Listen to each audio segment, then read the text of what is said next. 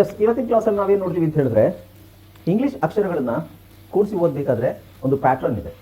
Okay, so ನಾವು ಇಷ್ಟು ದಿನ ಏನು ಕಲ್ತ್ವಿ? A+B ಅಂದರೆ ಎ ಬಿ ಆ್ಯಬ್ ಆ್ಯಕ್ ಆ್ಯಡ್.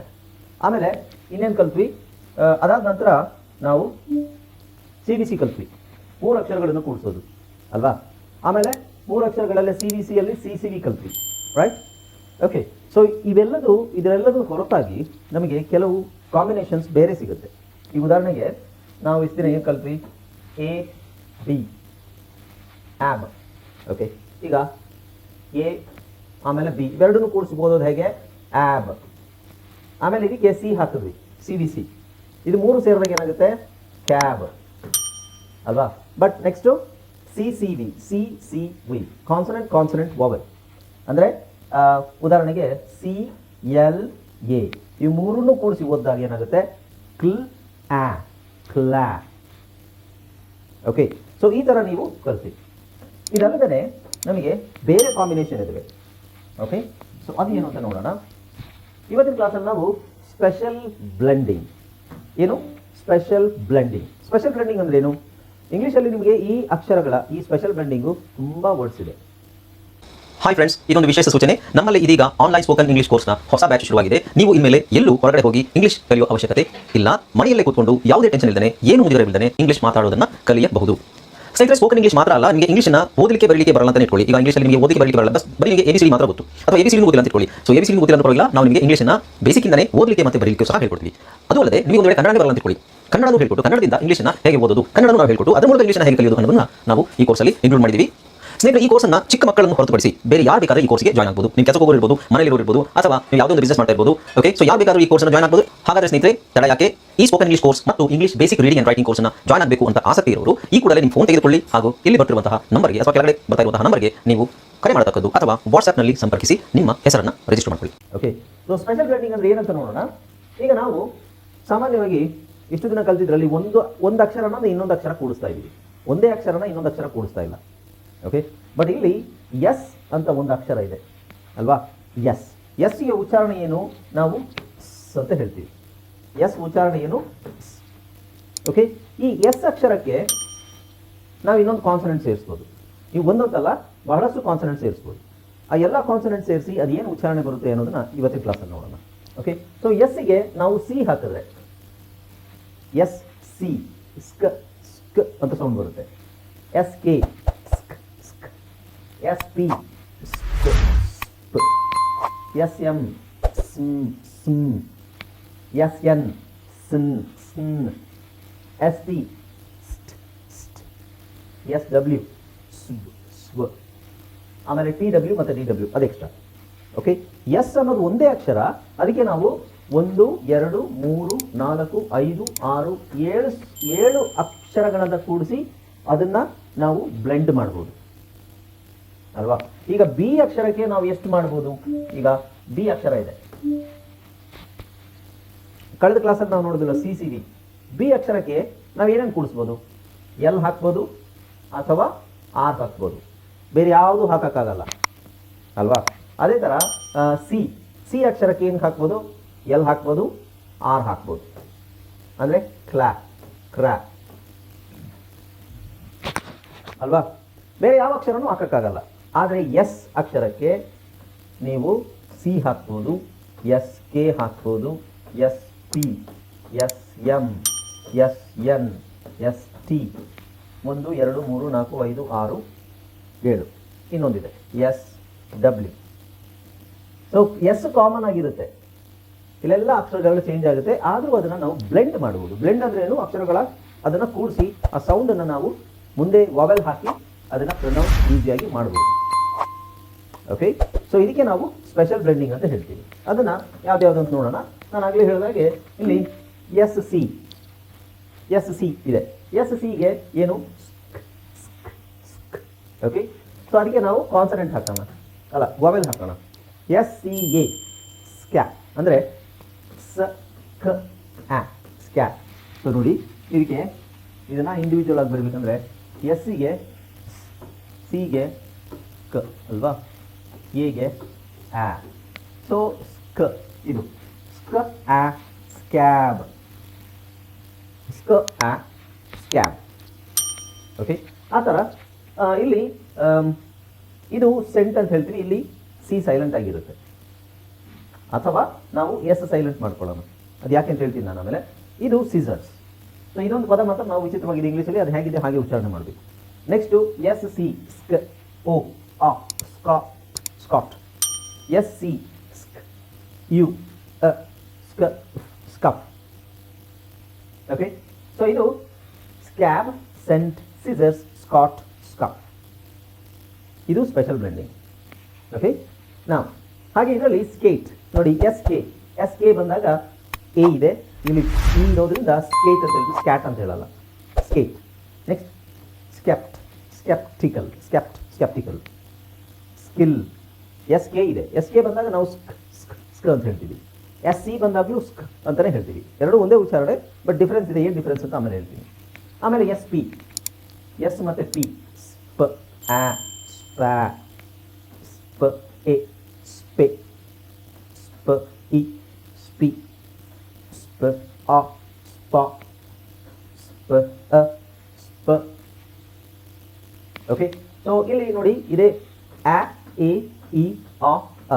ಇಲ್ಲಿ ಇವೆರಡಕ್ಕೆ ನಿಮಗೆ ಆ ಪ್ಯಾಟರ್ನ್ ಸಿಗಲ್ಲ, ಆ ಎ ಇ ಅ ಸಿಗೋದಿಲ್ಲ, ವರ್ಡ್ಸ್ ಜಾಸ್ತಿ ಇಲ್ಲ. ಬಟ್ ಇಲ್ಲಿ ಎಸ್ ಪಿ ಯಲ್ಲಿ ತುಂಬ ವರ್ಡ್ಸ್ ಇದ್ದಾವೆ. ಸೊ ಹಾಗಾಗಿ ಸ್ಪ್ಯಾ ಸ್ಪೆ ಸ್ಪಿ ಸ್ಪಾ ಸ್ಪ ಆ ಎ ಇ ಅ ಸಿಗುತ್ತೆ ನಿಮಗೆ. ಹಾಗೆ ಇಲ್ಲಿ ಎಸ್ ಎಮ್ ಎ ಸ್ಮ್ಯಾ ಸ್ಮೆ ಸ್ಮಿ ಸ್ಮ ಸ್ಮ ಸ್ಮ್ಯಾ ಸ್ಮೆ ಸ್ಮಿ ಸ್ಮ ಸ್ಮ. ಇದರಲ್ಲೂ ಜಾಸ್ತಿ ವರ್ಡ್ಸ್ ಏನಿಲ್ಲ. ಆಮೇಲೆ ಇದರಲ್ಲಿ ಸ್ನಾ ಎಸ್ ಎನ್ ಬಂದಾಗ ನಾವು ಕೆಳಗಡೆ ನಾವು ಒತ್ತು ಕೊಡೋದು, ಸ್ಗೆ ನಾವು ಒತ್ತು ಕೊಡೋದು. ಏನಾಗುತ್ತೆ ನೋಡಿ, ಸ್ನಾ ಸ್ನೇ ಸ್ನಿ ಸ್ನಾ ಸ್ನ, ಸ್ನಾ ಸ್ನೇ ಸ್ನಿ ಸ್ನಾ ಸ್ನ. ಇದರಲ್ಲೂ ಜಾಸ್ತಿ ವರ್ಡ್ಸ್ ಇಲ್ಲ. ಸೊ ಇದು ತಲೆ ಕೆಡಿಸ್ಕೋಬೇಡಿ. ಕೆಲವು ವರ್ಡ್ಸ್ ಇದ್ದಾವೆ, ಅದನ್ನು ಕರೆಕ್ಟಾಗಿ ನಾವು ಉಚ್ಚಾರಣೆ ಮಾಡಬೇಕು. ಹೌದು, ಜಾಸ್ತಿ ವರ್ಡ್ಸ್ ನಮಗಿರೋದು ಇದರಲ್ಲಿ ಎಸ್ ಟಿ ಮತ್ತು ಎಸ್ ಪಿ ಎಲ್ ಮಾತ್ರ ಜಾಸ್ತಿ ವರ್ಡ್ಸ್ ಇರೋದು. ಓಕೆ, ಈಗ ನೋಡಿ ಆ ಸ್ಟಾ ಎ ಸ್ಟೇ ಇ ಸ್ಟಿ ಸ್ಟ್ ಆ ಸ್ಟಾ ಸ್ಟ್. ಸೊ ಇದನ್ನು ನಾವು ಕಾಗುಣಿತ ಥರ ಹೇಳಿದ್ರೆ ಸ್ಟಾ ಸ್ಟೇ ಸ್ಟಿ ಸ್ಟಾ ಸ್ಟ್, ಸ್ಟಾ ಸ್ಟೇ ಸ್ಟಿ ಸ್ಟಾ ಸ್ಟ್.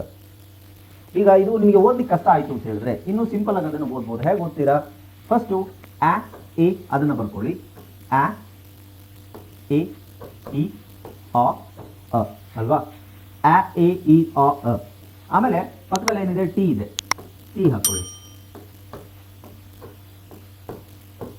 ಅವಾಗ ಏನಾಗುತ್ತೆ, ಟ ಟಿ ಟಿ ಟಾ ಟ. ಓಕೆ, ಸೊ ಇದಕ್ಕೆ ಆ ಎ ಇ ಅ ಪಕ್ಕದಲ್ಲಿ ಒಂದು ಟಿ ಹಾಕೊಂಡಾಗ ಟ ಟಿ ಟಿ ಟಾ ಟ. ಅದರ ಪಕ್ಕದಲ್ಲಿ ಒಂದು ಎಸ್ ಹಾಕೊಳ್ಳಿ. ಎಸ್ ನಾವು ಇಷ್ಟ ಅಂತ ಹೇಳ್ತೀವಿ. ಸ್ಟಾ ಸ್ಟಾ ಸ್ಟಿ ಟಿ ಸ್ಟಿ ಸ್ಟಿ ಸ್ಟಾ ಸ್ಟಾ ಸ್ಟ್ ಸ್ಟ್ ಸ್ಟಾ ಸ್ಟೆ ಸ್ಟಿ ಸ್ಟಾ ಸ್ಟ್. ಈಸಿಯಾಗಿ ಹೇಳ್ಬೋದು, ಆದರೂ ನಾನು ಅದನ್ನು ಇನ್ನೂ ನಿಮಗೆ ಬಿಡಿಸಿ ಹೇಳ್ತಾ ಇದ್ದೀನಿ. ಸಿಂಪಲ್ ಆಗಿ, ತುಂಬ ಕಷ್ಟ ಇದ್ದರೆ ನೀವು ಇದನ್ನು ಬಿಡಿಸಿ, ಈ ಥರ ಬಿಡಿಸಿ ಬರೀಬೋದು. ಸ್ಟಾ ಸ್ಟೇ ಸ್ಟಿ ಸ್ಟಾ ಸ್ಟ್, ಸ್ಟಾ ಸ್ಟೇ ಸ್ಟಿ ಸ್ಪಾ ಸ್ಟ್. ಸೊ ಇದು ಮತ್ತು ಇದು ಮಾತ್ರ ನಿಮಗೆ ಕಾಗುಣಿತದಲ್ಲಿ ಸಿಗುತ್ತೆ. ಇದು ಜಾಸ್ತಿ ಇಲ್ಲ ವರ್ಡ್ಸು, ಆದರೂ ಗೊತ್ತಿರೋದನ್ನು ಹೇಳಬೇಕು. ಸ್ಮ್ಯಾ ಸ್ಮೇ ಸ್ಮೀ ಸ್ಮಾ ಸ್ಮ, ಸ್ನ್ಯಾ ಸ್ನೇ ಸ್ನಿ ಸ್ನಾ ಸ್ನ.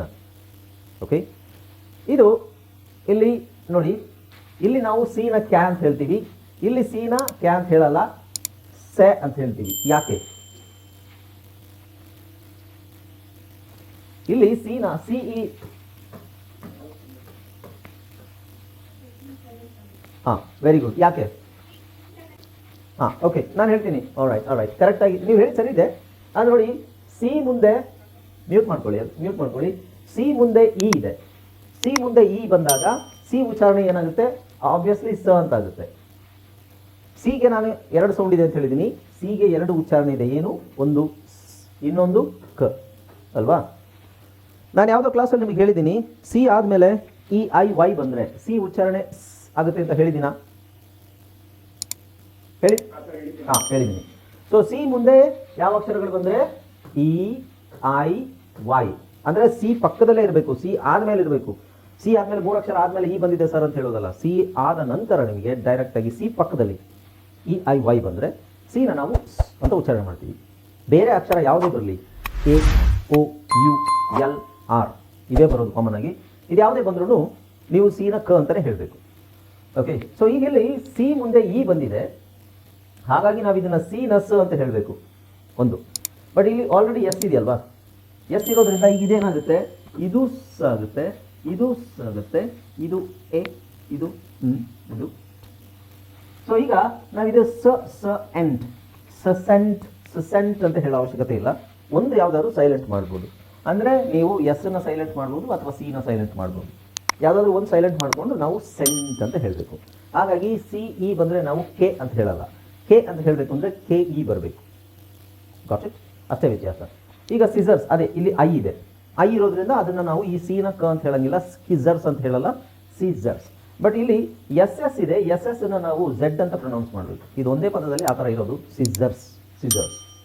ಸ್ಕಾಟ್. ಆಮೇಲೆ ಇದು ಕಾಮನ್ ಆಗಿ ಸ ಖ ಸ್ಕ್ ಆಟ್, ಆಟ್, ಸ್ಕಾಟ್, ಸ್ಕ್ ಅಪ್, ಸ್ಕಫ್.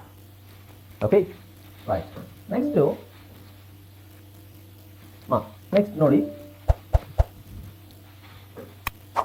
ಈಗ ಎಸ್ ಸಿ ನೋಡಿದ್ವಿ, ಎಸ್ ಕೆ ಆಯಿತು, S P, S M, S N, S T ಇವೆಲ್ಲ ಆಯಿತು. ಉಳಿದಿರೋದು ಎಸ್ ಡಬ್ಲ್ಯೂ. ಇನ್ಫ್ಯಾಕ್ಟ್ ಎಸ್ ಡಬ್ಲ್ಯೂಲು ಜಾಸ್ತಿ ವರ್ಡ್ಸ್ ಏನಿಲ್ಲ, ಡಿ ಡಬ್ಲ್ಯೂಲು ಜಾಸ್ತಿ ವರ್ಡ್ಸ್ ಇಲ್ಲ, ಡಿ ಡಬ್ಲ್ಯೂಲು ಜಾಸ್ತಿ ವರ್ಡ್ಸ್ ಇಲ್ಲ. ಬಟ್ ಸ್ಟಿಲ್ ಪದಗಳು ಇವೆ, ಅದನ್ನು ಸರಿಯಾಗಿ ಉಚ್ಚಾರಣೆ ಮಾಡೋದನ್ನು ಕಲಿಬೇಕು ಅಲ್ವಾ. ಸೊ ಇಲ್ಲಿ ನೋಡಿ, ಎಸ್ ಡಬ್ಲ್ಯೂ ಎ ಎಮ್, ಸ್ವಾ ಅಲ್ವಾ. ಸೊ ಅದನ್ನು ಹೇಗೆ ಉಚ್ಚಾರಣೆ ಮಾಡ್ತೀವಿ, ಎಸ್ ಡಬ್ಲ್ಯೂ ಎ, ಇದರ ಉಚ್ಚಾರಣೆ ಇದು ವ, ಇದು ಆ. ಸೊ ಇವೆರಡನ್ನು ಸೇರಿಸಿದಾಗ ಏನಾಗುತ್ತೆ, ಸ್ವ ಪ್ಲಸ್ ಆ, ಸ್ವ. ಸೊ ಈ ಆನ ನಾವೇನೆ ಇಲ್ಲೇ ಸೇರಿಸ್ಬಿಡೋಣ. ಅವಾಗ ಏನಾಗುತ್ತೆ, ಸ್ವಾ. ಜಾಸ್ತಿ ವರ್ಡ್ಸ್ ಏನಿಲ್ಲ, ಒಂದು ಸ್ವಾ, ಸ್ವಾ, ಸ್ವಾ, ಸ್ವಾಮ್. ಆಮೇಲೆ ಇ ಇದೆ, ಇ ಇರೋದಕ್ಕೆ ಏಕಾರ ಬರುತ್ತೆ. ಸೊ ಸ್ ಎ, ಸ್ವೆ, ಸು ಎ, ಸ್ವೆ, ಸ್ವೆ. ನೆಕ್ಸ್ಟ್ ಇದು ಐ ಬರುತ್ತೆ, ಐ ಸೌಂಡು ಇ, ಸ್ವಿಮ್, ಸ್ವಿಮ್ಮಿಂಗ್, ಅದೆಲ್ಲರಿಗೂ ಕಾಮನ್ ಆಗೋದು, swim, swimming. Next swab, swab, S W O, swab. Next S W U M, swum, swum. Okay, right. Next T ಡಬ್ಲ್ಯೂಲಿ ಜಾಸ್ತಿ ಏನು ವರ್ಡ್ಸ್ ಇಲ್ಲ, ತಲೆ ಕೆಡಿಸ್ಕೋಬೇಡಿ, ಒಂದು 5 ವರ್ಡ್ಸ್ ಇದಾವೆ ಅಷ್ಟೇ, ಅದನ್ನೇ ಯೂಸ್ ಮಾಡಿದ್ರೆ ಆಯಿತು.